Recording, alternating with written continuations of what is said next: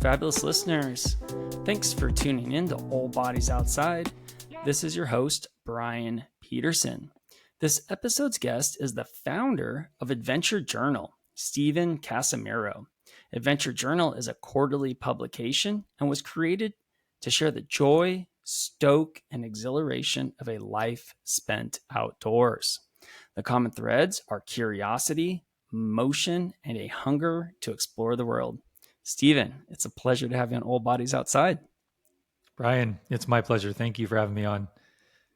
Yeah, so as I spent some hours preparing for this episode, and I got more and more excited as the minutes went by, and I was learning more about you. And I think that a great way to start this conversation is, I really wanted to focus on Adventure Journal, but it seems like your life experiences really led up to you founding Adventure Journal, all the stuff that you did in your childhood, some of your professional experiences. And so I thought maybe a great way to start the conversation would be if you wanted to kind of highlight some of those major experiences that eventually led you to founding Adventure Journal.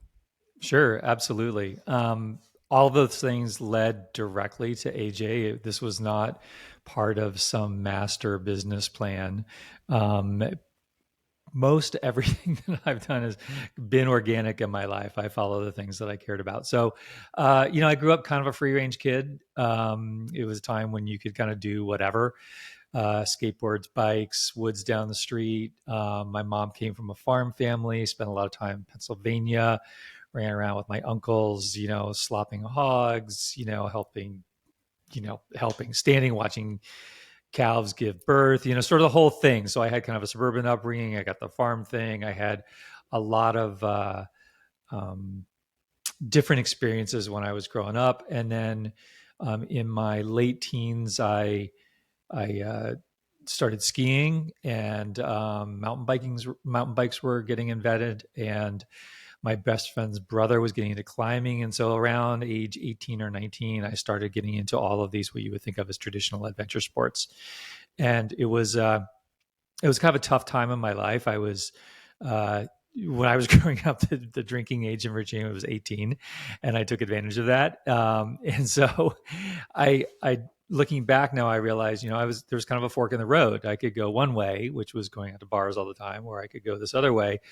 And I didn't like, showing up on Saturday mornings to go rock climbing, being hungover. And so it's not an exaggeration to say that these adventurous outdoor sports really got me on the right track. I eventually pretty quickly just stopped drinking and, really threw myself into those pursuits. And I also, from an early age, was a photographer. I learned writing a little bit later. I ended up getting a job at a USA Today, actually, which was in my hometown. And from there, went to work at a newspaper that they owned in Vermont, all of which ultimately led me to getting a job at Powder Magazine. And Powder was a very small magazine. It was a enthusiast ski book, pretty hardcore. And that's really where a lot of the sort of the rough edges got polished. I got learned how to speak to really core skiers in a way that was credible with them.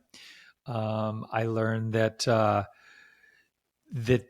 lot of the things that we write about and talk about in adventure, whether it's skiing or backpacking or trail running, that they're kind of core human elements, and that talking about like the feelings of those are a great way to create common ground with other people. And so I think one of the big lessons for me when I was at Powder, the intros that I wrote were a lot about feelings, and it enabled me to connect with our readers and connect with people, and ultimately, realizing a little bit later, kind of influence them in ways that turned out to be profoundly powerful. Yeah. In a nutshell. Well, and so it's really interesting to hear that you Adventure Journal is just this kind, and throughout your life, your pursuits have been mostly organic. And so I was like, as you were explaining that early on, I was thinking, was there even like a mission statement, or are you just like, hey, I'm going to follow these core human elements, and that's what Adventure Journal is going to be? Yeah, it's not like I just one day woke up and thought, I'm going to do this. So my publishing group, when I was at Powder, I was fortunate enough to be able to have a hand in launching Bike Magazine. I met my wife there. She's the art director of Surfer Magazine. It was a great little publishing group, and we got bought out by a giant corporation in 1998. And so I was part of the management group that was shown the door, and didn't want to leave. I live in South Orange County, California. It's a really fantastic place. Didn't want to leave.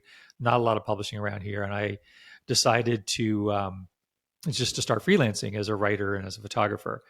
And that pretty quickly led to a home at National Geographic Adventure. I mean, I freelance for, if you know outdoor books, I mean, pretty much everybody. I freelanced for Forbes. I freelanced for Elle. I freelanced for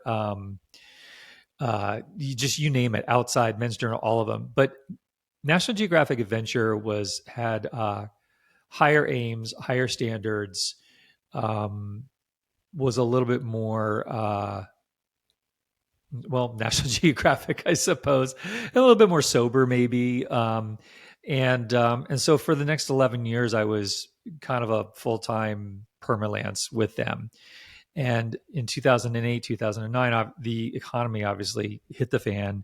Things were going poorly. In 2008, NGA asked me if I would blog for them. And this is when blogs were kind of going off. And I just sort of rolled my eyes like, come on, blog? What? No. And I did a couple blog posts, and I found I really liked it. And the only thing that I didn't love about working with NGA is that,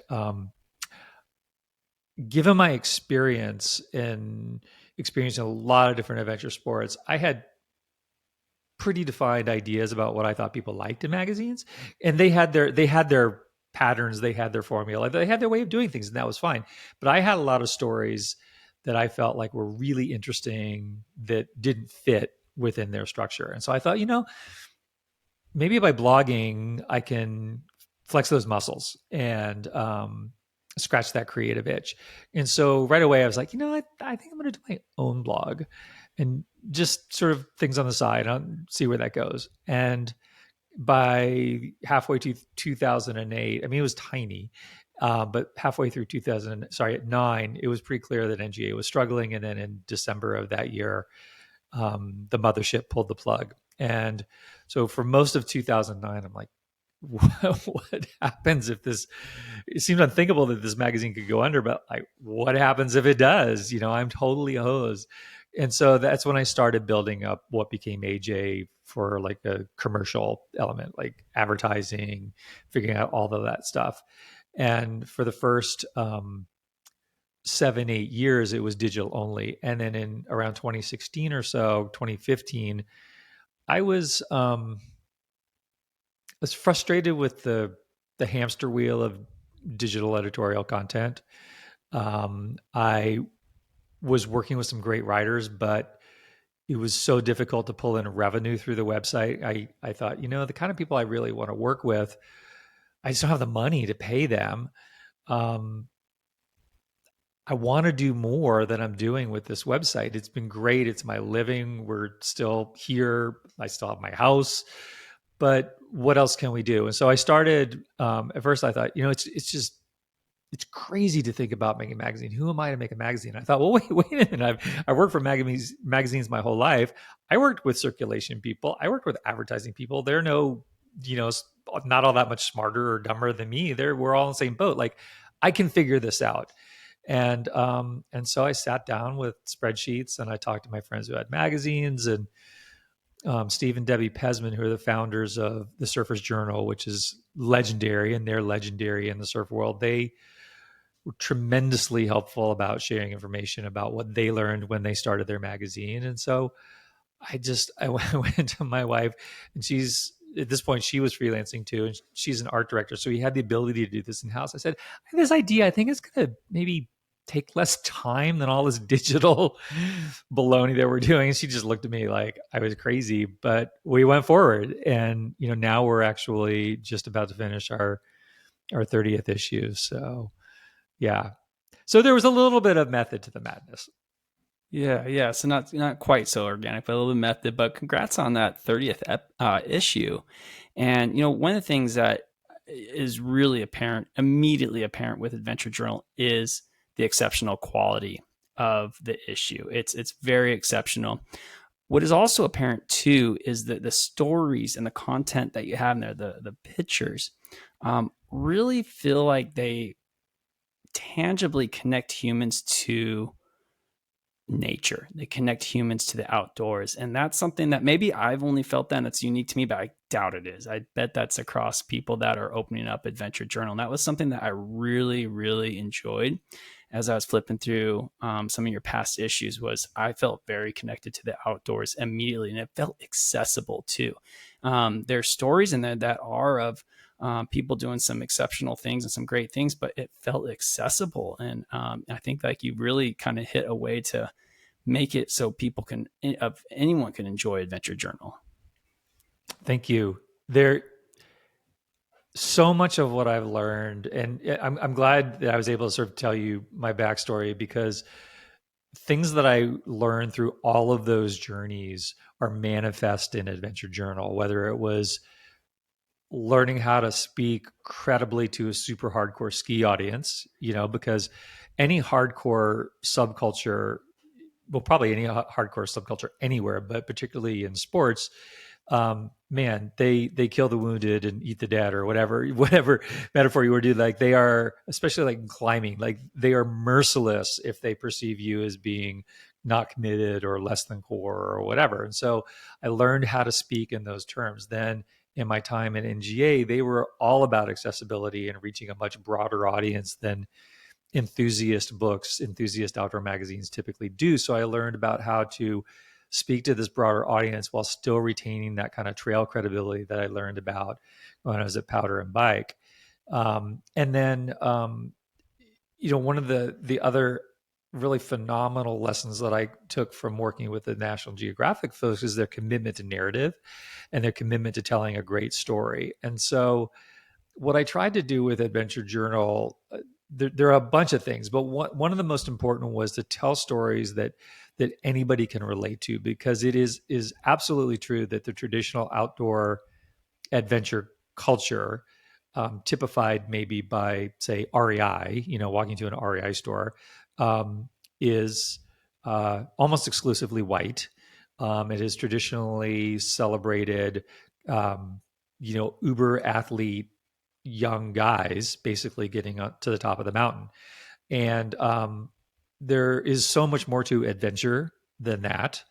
And there's so much more to storytelling than the stories of uber athletic white guys. Those stories of, they make up the adventure canon, but there's, after a while, an adventure is an adventure. What's going on from a human standpoint, and how does it relate to the broader context of what maybe is going on in the culture, or the group who's there, or with adventure, what's called adventure travel. Like, well, how do the people whose area you're visiting, what do they care about you being there and doing this? And so with AJ, I wanted to tell these stories, or I wanted to use Adventure Journal as an excuse to explore kind of what it means to be human and living with adventure in your life. And we have a specific, or I guess I do, and I suppose thus AJ does, we have a sort of a specific definition or spectrum of how I view adventure. So basically, there's, on one side of adventure, there's the riskier it is, the more adventurous it is. The less risky it is, the less adventurous. The more that it requires human power, the more adventurous it is, and the converse. And the same thing with gear. The more gear you have, the less adventurous it is, the less gear you have. So, the ultimate adventure would be to like go out completely naked and, I don't know, try to swim from California to Japan or something. And then finally, the less certainty there is, the more adventurous it is.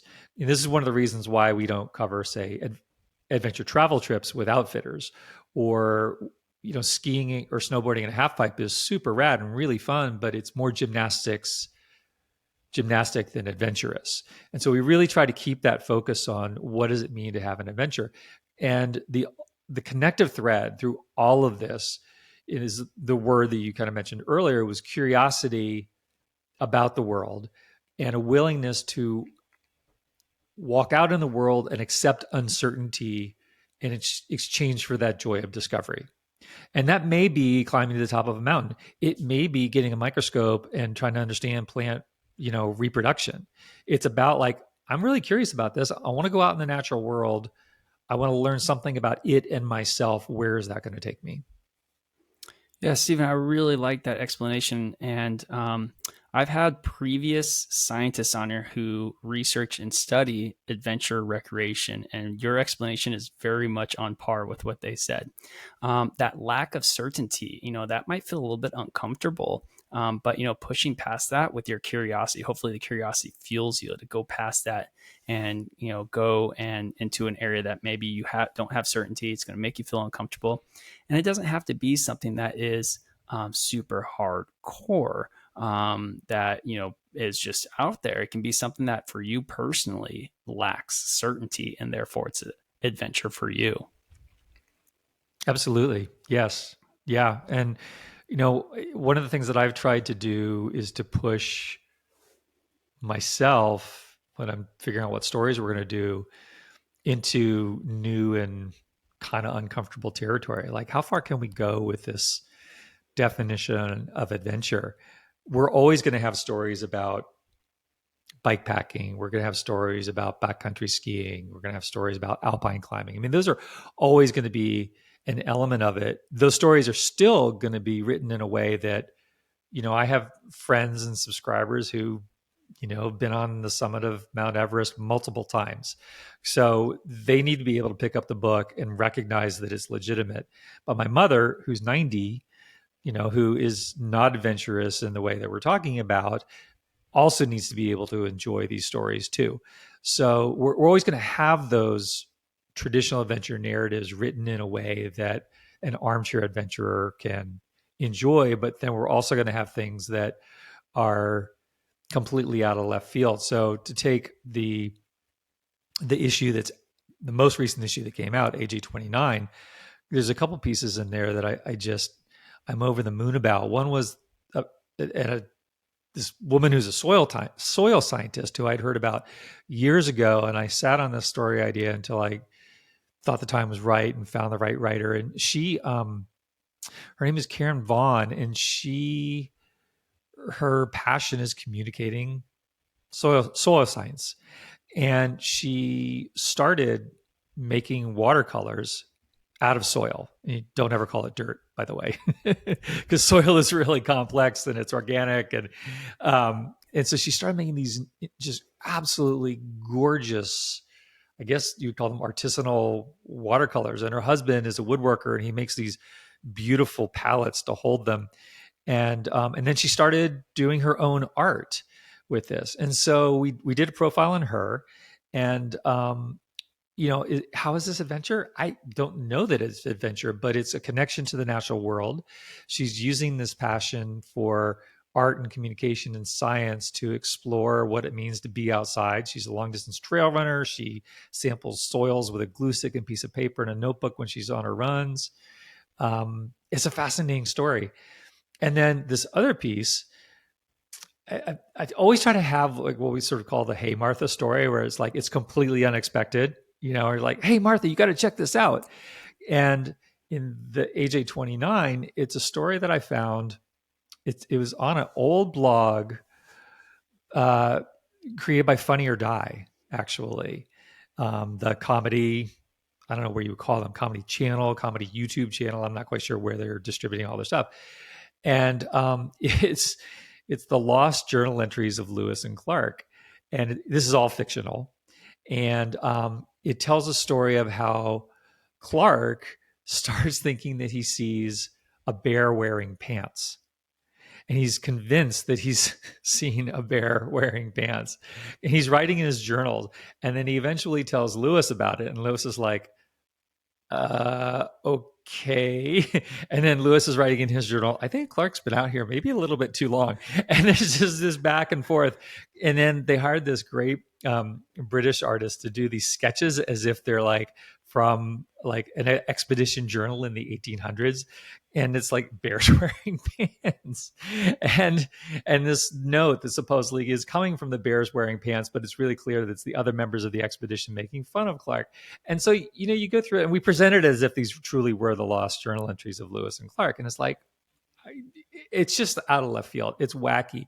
It's really funny. I laugh every time I read it and think about it. I just start cracking up. So I think, ultimately, AJ is, she's just a place to, like, I made it for us. I made it for us to be able to have this place where we can just do stuff that doesn't conform to formulas like traditional magazines do, as their formulas do. It tells stories in new ways. It tells new stories.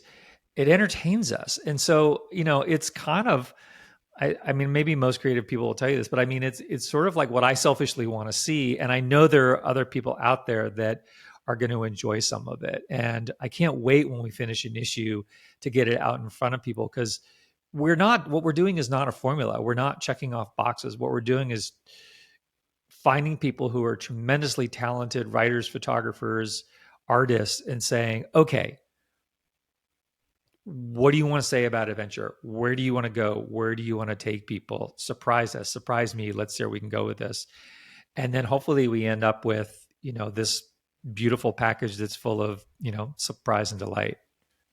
Yeah, that sounds like there's definitely some surprise in there, but it also sounds like by you putting together each issue, you're almost having an adventure yourself. Yeah, I guess you could call it is an adventure sometimes. We've had a few stressful deadlines where it becomes an adventure.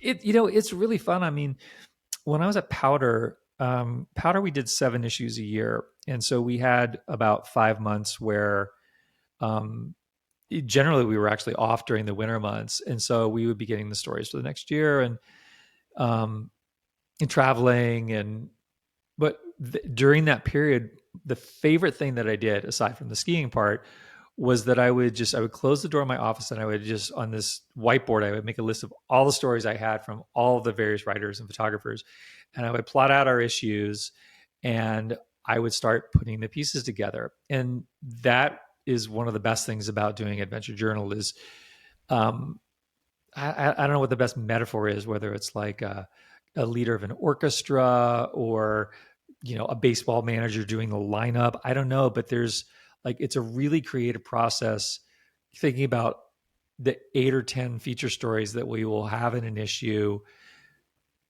finding a diversity of voices, finding a diversity of subjects, thinking about each story in a way a museum or art gallery curator might curate the art. So how do they play with one another? How do they complement one another?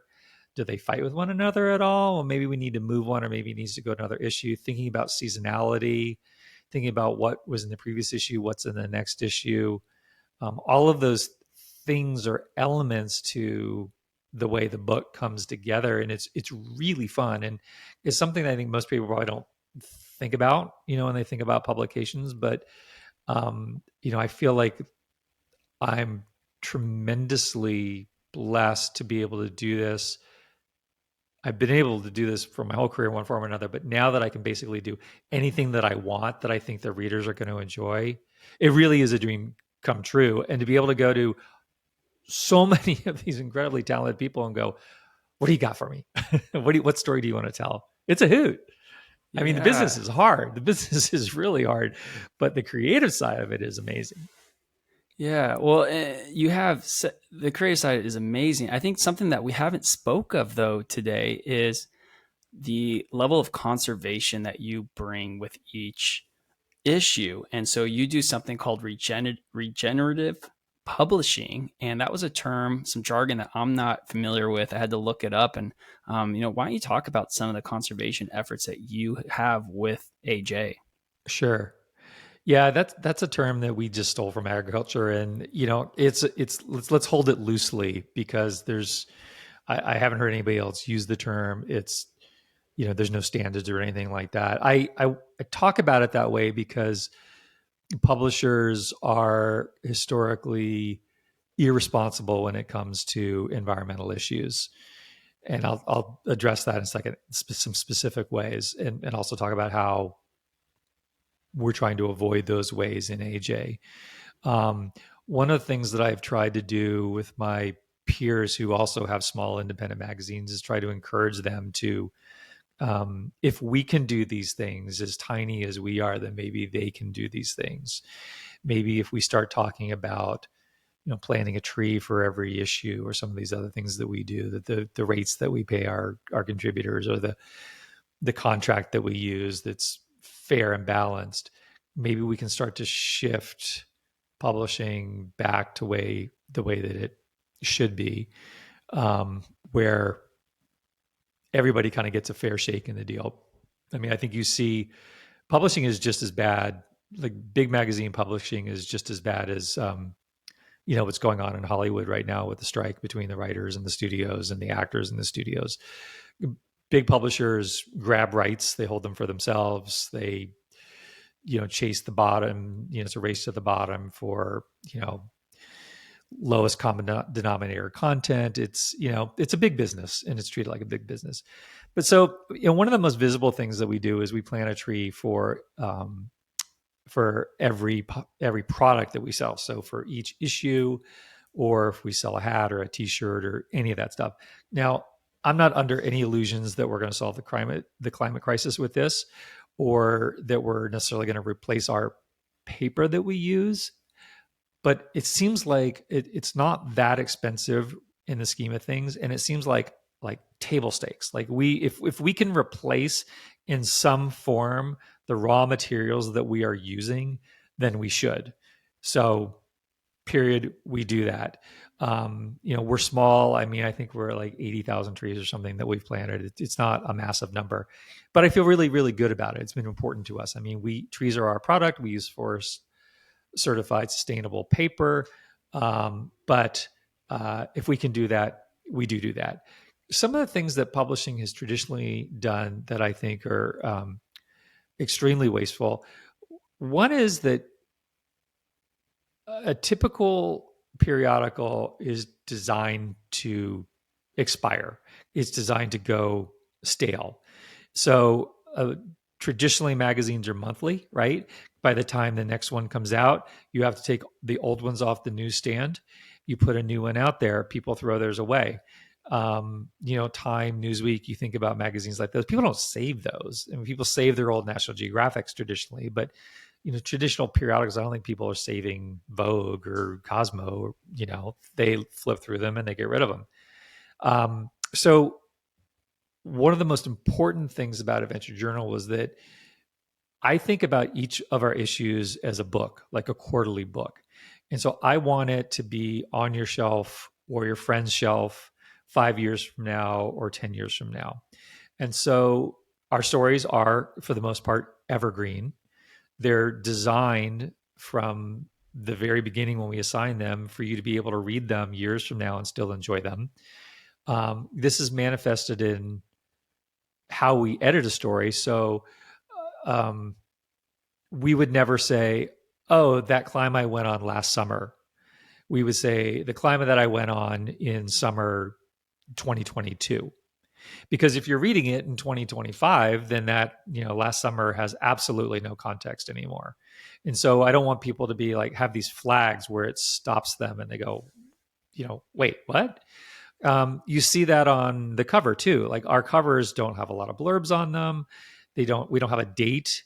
The only specific date that we have inside the book is the one that is required by law, which tells you what volume it is and when it was actually published. I want you to pick it up at any time, anywhere, and be able to go, oh, this is completely fresh. And so that also means that in the handful of stockists, retailers that we do have, there's not a short shelf life for these. So Boulder Bookstore in Boulder, Colorado, for example, always stocks our back issues. I mean, they have issues, we eventually sell out of all of them, but, as far back as we have available, they keep them and they continue to sell them because they're not going to expire. So it's really cool to be able to do that. And we have a small distributor. We don't do traditional newsstand distribution the way that a traditional publisher would do it. They would put out whatever, like a big magazine that say produces maybe 700,000 copies, and maybe 200,000 of those go to subscribers, and the remaining 500,000 will go out to Barnes and Noble and all of these other bookstores. Well, the amount that it's called sell through, the percentage of that draw, which is the amount they put out as the draw, the percentage that they sell is called sell through. Traditionally, if you get like a 30 to 35% sell through, you're happy. That means that 65 to 70% of those magazines don't sell.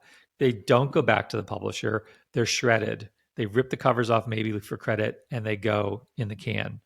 And so we are not on traditional newsstand. We have one very small distributor that we work with in the Northwest. And we work with them because the magazines that don't sell, they collect and send back to us.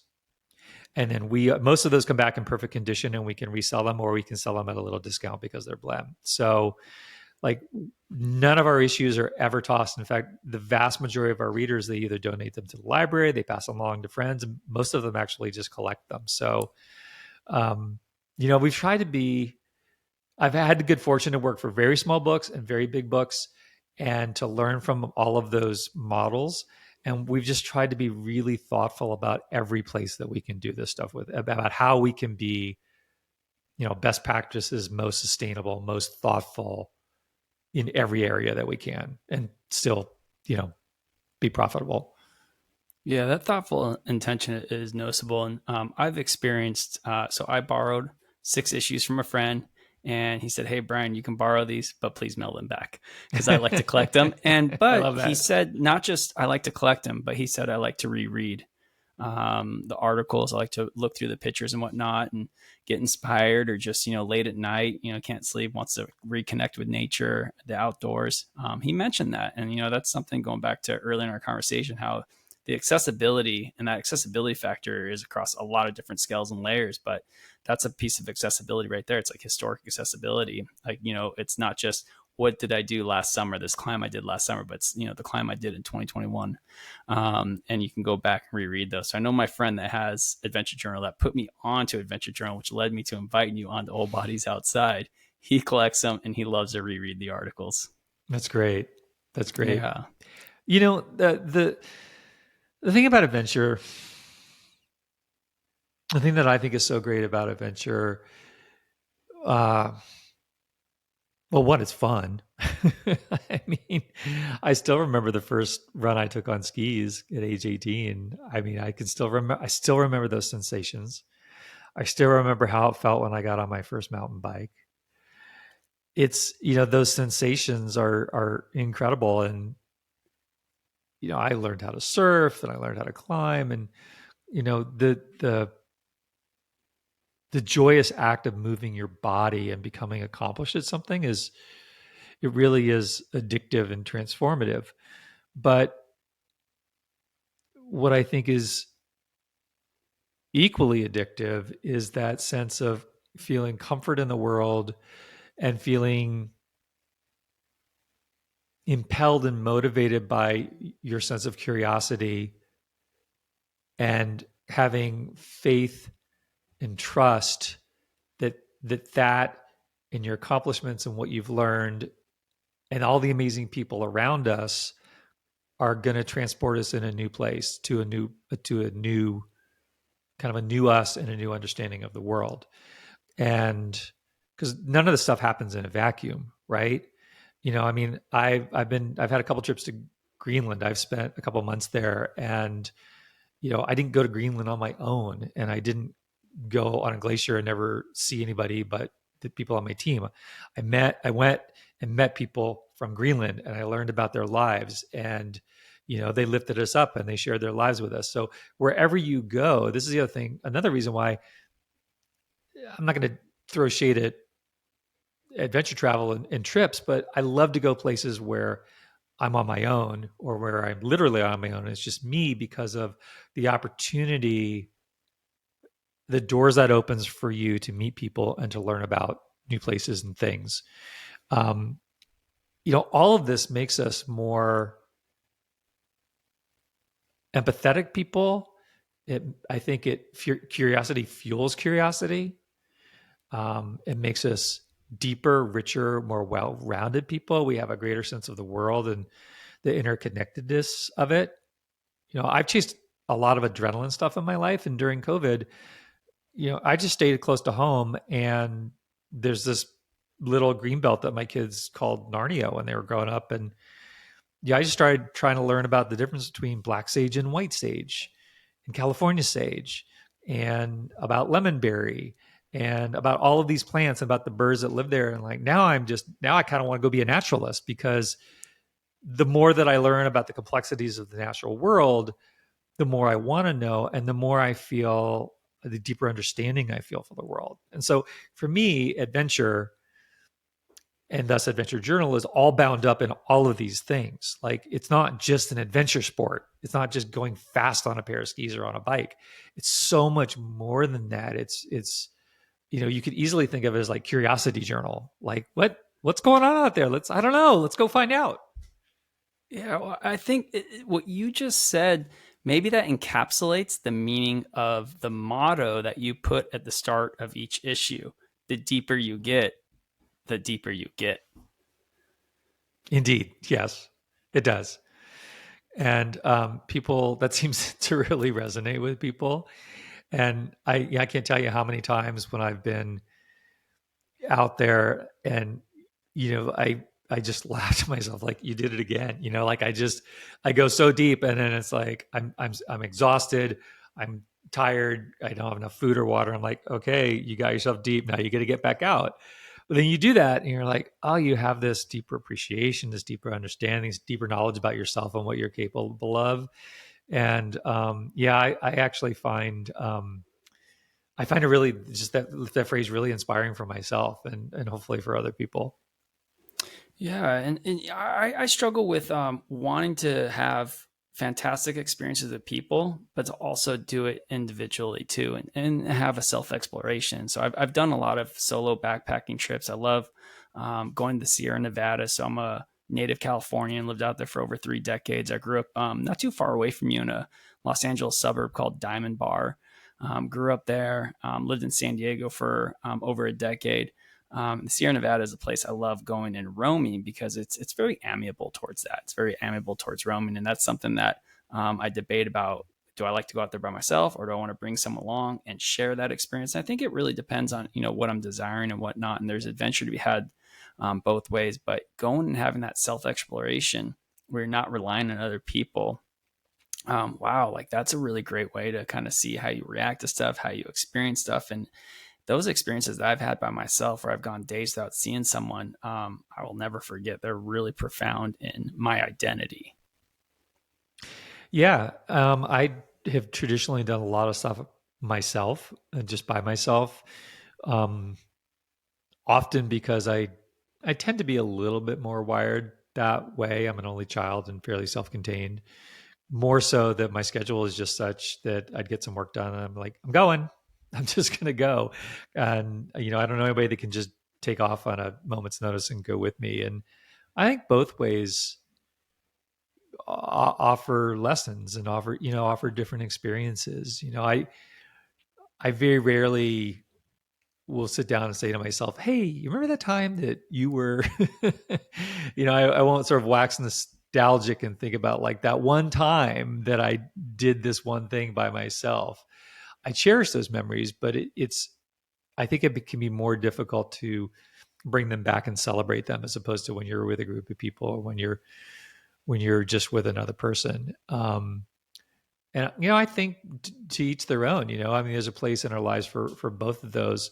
um, I do think that one of the great gifts of having adventures with other people is the kind of way that you knit relationships closer together through those shared experiences. And man, when I was at Powder, um, less so at bike, because with bike we tend to go out more in groups. Often you'd get on a double chair with somebody, and you'd have this conversation, and then you'd collect with the group, and you go down and you ski, and then you get on a chair, and you'd have another conversation with somebody else, and you would have these little moments of connection, or lack of a better word, intimacy, that kind of one-on-one. And those little things, man, they form relationships in ways that, going and, having coffee with somebody, that which is great, but it's just different. Like you can really make some powerfully profound friendships through having, you know, relatively casual adventures with other people. Absolutely, it strengthens bonds, whether it's with someone you just met, or it's a partner, a family member, whatever it is. And so, my research at Kansas State University, I'm in a small little field of research called visitor use management, and what we do for research is we use social psychology approaches to understand people's experiences.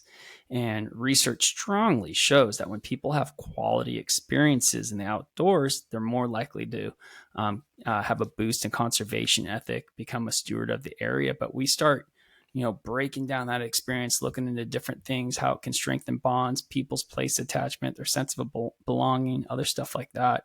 And I think that experience, it's as you said, whether you go by yourself, you go with other people, you go with people you just met, you go with a family member. All of those are really important experiences to have. And, there's not such thing as one is better than the other, but having good experiences in the outdoors, no matter what you do, is just really important towards our love for the outdoors. So, is there a common element that underlies that? I mean, you turning up things in your research that's like, oh, this is why this is a really powerful experience for people. Is there one, or is it boiled down to a couple things? Is it like a sense of awe? Is it a sense of risk and survival? Are you keying in on like how people come away with this special sense of experience from having adventures? So it's quite nuanced, and I am not a a psychologist. It's more so pragmatic stuff that managers can offer, and what can Mm. they conserve. So what types of resources can managers offer so that people have opportunities for quality experiences, and those types of opportunities can be tangible or intangible. It might be something like, hey, the natural soundscape needs to be managed more effectively, because when I'm out in this place for the outdoors, this park or protected area, I'm hearing all sorts of anthropogenic noise. It's kind of causing me some annoyance. It's causing me some stress. It would be great if managers looked into mitigating that noise so I can have a more quality experience. And so it's applied science. We're looking for ways that have pragmatic outcomes to help boost people's experiences for having a quality experience when they're in the outdoors. Okay, so you're also there. You're looking at barriers too, things that stand in the way of people's Yes. experiences. Mhm. Yes, and also, we're looking into inclusiveness, diversity. How is messaging is messaging actually catered just towards one group of people? Is the a website for a park and protected area, is it inclusive? Is it showing a variety of people, or is it just showing one type of person? That type of stuff too, because the goal is to get more people outside, have a quality experience. But there are people that they have their perceptions. They have their they're not so comfortable with going outside for their personal reasons, and those barriers are there. They exist for people, and so there is research that is being done to help break down those barriers so that more and more people can get outside and have quality experiences. Right, that's a complicated issue for sure. Very. I mean, we're seeing that around the discussion of leave no trace, which I think a lot of people are familiar with, but it's a code of ethics for the outdoors of wanting to preserve some of those timeless qualities so other people can have them. Um, I always, and then with AJ, we've always taken the approach that you know allowing, like, inspiring you and then you make discoveries on your own is way more powerful than leading you to things. So we've had discussions about, I mean, we don't do a lot of destination travel stories like go to this place. We'd rather talk about specific experiences maybe that are set in the place. Um, but we've never even, like, in a digital, we have a hard stop on not telling people where specific things are, or using GPS coordinates or any of that.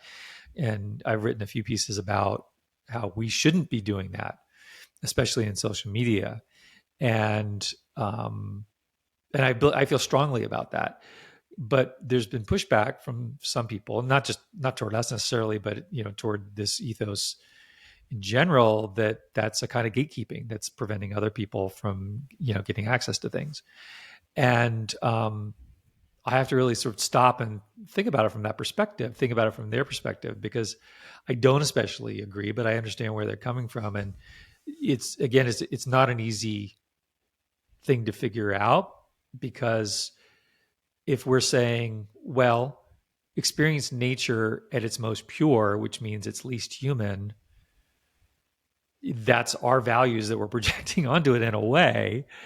And so if we're saying, then maybe we are gatekeeping, but then, shouldn't we be more modest and humble in our humanity and approaching nature on its own terms anyway? So I don't know, like, you could really start to like squirt, like be like a squirrel chasing things when you start to get into that. And these are not issues, but are not easy issues. But one thing that is kind of exciting that the last 4 or 5 years have brought is that we're now talking about these things. Whereas in the past, traditionally, with this outdoor uber athletic outdoor industry that has been kind of monolithic, that has been very difficult to have those conversations. They aren't easy answers and they aren't easy conversations, but we can have them. And I really appreciate that. Yeah, and I appreciate your vulnerability and kind of sharing your mindset and kind of see, kind of starting one way and being like, you know what, I do see it that way at that monolith, and it's complicated. It really is, and I think that, as you mentioned, there's a way that a lot of places have been protected that are built around a set of values that may not everyone may not have that type of imaginary of nature and the outdoors, and it is complicated. It really is. And I think that, being vulnerable towards that and hearing other people's perspectives and having those conversations is really important. Yeah. I think that, yeah, this is such a dynamic time, such an interesting time to be alive. I mean, there's just so much going on, but I don't know if your listeners are up to speed on um, a shift in thinking about the natural world and how elements of the natural world now have legal personhood, legal rights. They're not considered a person, but in the way that corporations kind of have a legal personhood. So there's rivers, there are other things, and it basically says that this element of nature or this ecosystem has a legal right to be what it is, to be a river that runs clean, for example, where these animals have a legal right to do what they do with the least amount of interference on the part of humans. And there's it probably goes back to the 60s, I think, if not earlier, concept called deep ecology that was promoted by a Norwegian guy. And essentially, it sort of probably mangling this, but it elevates the non-human and in effect kind of lowers the human. It sort of tries to restore balance into an understanding that we are part of these things that are so much greater than we are, which is a dramatic shift when you consider the kind of colonizing the world is sort of biblical, the world is there for us to do what we want with attitude that was part of sort of the Victorian era. It's a shift in looking of humility. And if you've ever climbed a mountain, or you've say or lived in the Northwest where the weather is one thing one day and another thing the other day, you can't help but feel small in the face of all these things. And it's pretty clear that a lot of the problems that we have in the world today could certainly be moderated to some effect by a more humble attitude toward nature, and trying to um, align ourselves with the forces and the rhythms of nature in a way, um, in a better way than we have in the past. And one of the things that I found is, the less you take, the more that you try to sort of fit in. That the less you worry, the easier it is, the happier you are. I mean, maybe it's a little less comfortable, but the more that you just sort of give yourself over to it and try to learn those things, I don't know, the more you feel, I think, at home. and maybe the less I've found, the less afraid I feel. Like knowing the names of the plants in my neighborhood, knowing the names of stars or constellations, I feel like I know my place better in the world, and I less kind of want to dig it up and turn it into something else than what it is. Yeah, yeah, that humility I think is really important. And with deep ecology, Gary Snyder wrote a bunch about that too, right? Yes, yes, Yeah, yes. yeah. I'm gonna make a little tangent connection here. So in from August 5th to August 12th, I'm gonna go backpacking in the Sierra Nevada, and I'm gonna be right around Matterhorn Peak, which is talked about at the start of the book Dharma Bums, where Jack Kerouac goes up with Gary Snyder, and it's kind of Jack's first time going out, and Gary Snyder's just hopping around. He grew up in the outdoors. He's very comfortable and whatnot, and so I thought I'd make that side connection here to deep ecology, but that humility towards being in something that makes you small and lowering that kind of human empowerment that has just really been ingrained in our culture and society is really important. I think that that's something that can really help also just boost that conservation ethic. Hmm. Yes, absolutely. I mean, you probably aren't willing to protect something unless you know it and you love it. And Rob McFarlane, probably I would say the UK's probably foremost nature writer. Very thoughtful guy. We ran a piece of his in the AG2 actually early on about um, arguing for a reconnection with the lexicon of nature, and how looking at we've so many of us, because we're living in urban and suburban environments and we don't need nature. um, we don't think we need nature. We don't even know what to call nature. We don't know what the names of plants are. We don't know one tree from another tree. And I have to say, most of us don't. Whereas, maybe even not even 100 years ago, we did. We needed to know those things, or we knew those things. And when you learn the name of something and you learn how to distinguish it from another, I think it breeds a level of respect and understanding. And, again, I think the more that you have this personal relationship with the organic and inorganic, non-man made things around you, the more that you acknowledge their right to be. And I think that the less you are inclined to chase after the things that have become our modern North Stars, our modern baubles, like a new smartphone, because Yeah. the camera is 5 megapixels bigger or whatever it is, these things that as a society, and believe me, I love tech, I love stuff. I'm not a Luddite, but clearly there's something wrong with our culture where we're chasing after these things. We're trying to earn more and more money so we can buy more and more things, and we're less and less happy. And if we were happy with those things and we weren't going through the earth's resources, I'd be like, okay, fine, whatever. But it doesn't seem to be working. And um, my experience is the less stuff that you have, and the more of this kind of relationship you're able to have with the natural world around you, the less compelled you are to go buy more stuff, and the more likely you are to just kind of sit comfortably. Um, our lead story and the issue that's out now, AJ29, was written by Yvon Chouinard, who is the founder of Patagonia. A lot of people know Yvon. And it's a piece that he wrote 30 years ago. And held on to it. I approached Patagonia. I said, this is amazing. It was so prescient, things that he was saying. Can we run this? And he was talking about, it was filtered through the lens of Patagonia, the company, and where it was at the time and how quickly it was growing and what they needed to do in terms of sustainability. But man, the things that he's writing they could have been written in the 1800s. They could have been written in the 1920s. They're evergreen things about how more stuff is not going to make you happy. More money up to a certain standpoint, up to a certain point, isn't really going to make you happy. Connection with the people around you and connection with the natural world is going to go a long way toward filling that hole that you probably have inside you. Like, these are things that people have known forever, and we forget them and we repeat ourselves, we repeat our mistakes. So I think that is ultimately one of the messages of AJ is like, and one of the things I'm so excited about being able to succeed. We are tiny and we are profitable, though not much, but we are able to succeed with putting these values into play in this kind of evergreen nature, that these lessons that people have known for thousands of years, that we're able to reinterpret them and relearn them and reshare them under a new guise.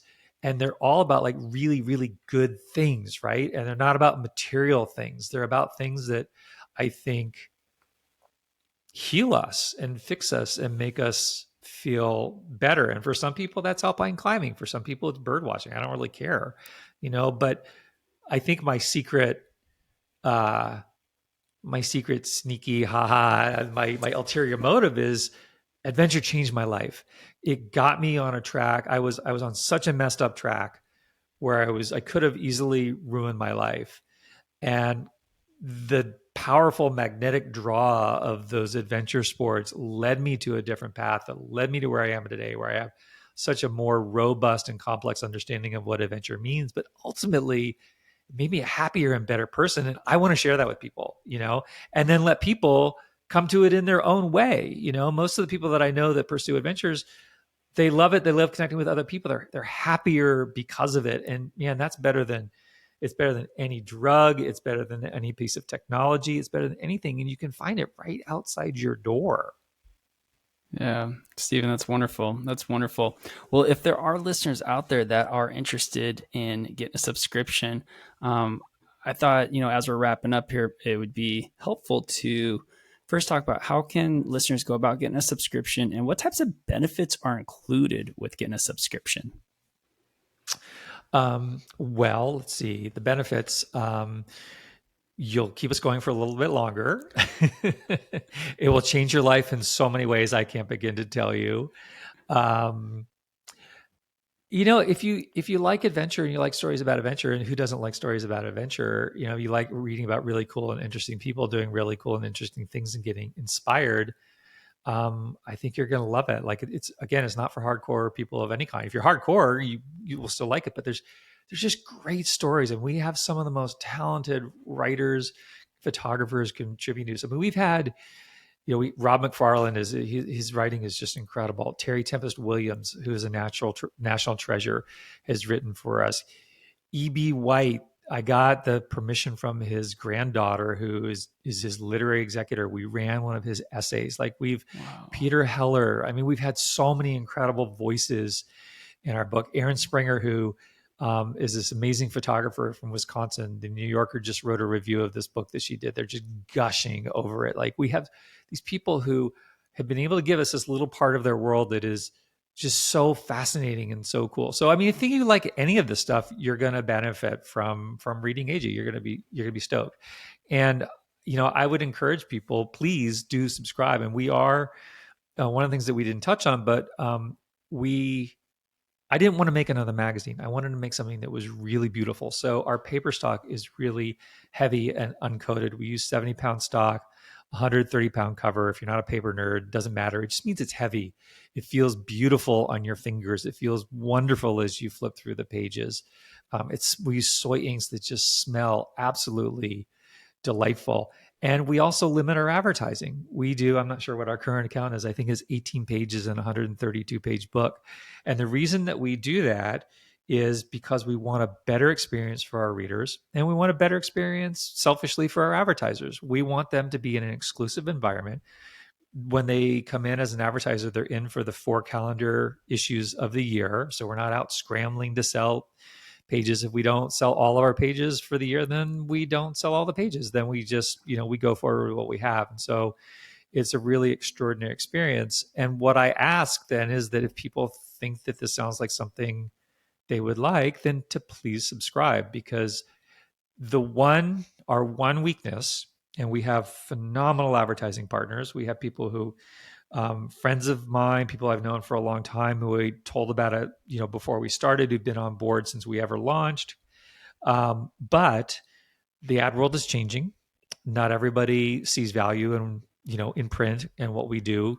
Um, and so every year in the fall at contract time, I freak out because if we don't have enough advertising, our book is very expensive to make, then I don't know what the next year is going to hold. So I think that we deliver phenomenal value for what we do. But man, if people like it, I just want them to subscribe because we are accountable first and foremost to our readers, and we just need a few more of them. We've been talking about a book that we print 70, 250 copies each one. That's it, you know? And when I was at National Geographic Venture, we did 700,000. So like we're tiny, and just a few more thousand will make a big difference in terms of our long-term sustainability. But mostly, I think people are going to dig it. Like if they don't dig it, then they shouldn't subscribe. But I think if they're listening this deep into your podcast and they're that interested in venture, then they're going to love it. And if they don't, my email address is there. They can tell me why they don't, and then I'll try to make it better. Yeah, Steven. Wow.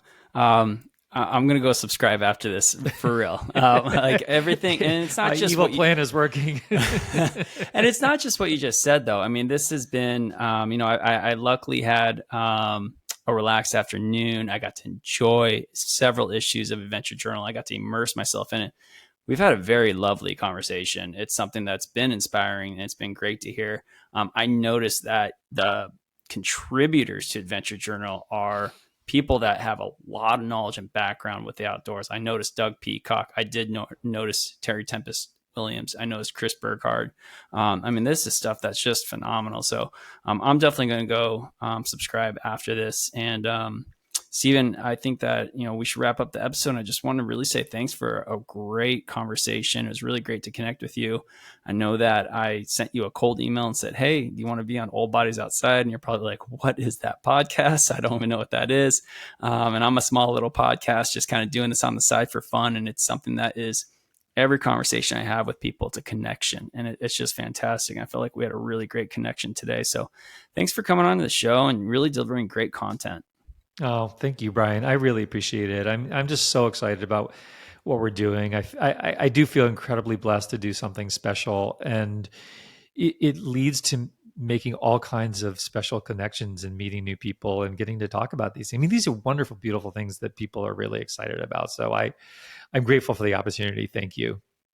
Yeah, you're welcome. Okay, I'm going to throw on that outro music and we'll call it an episode.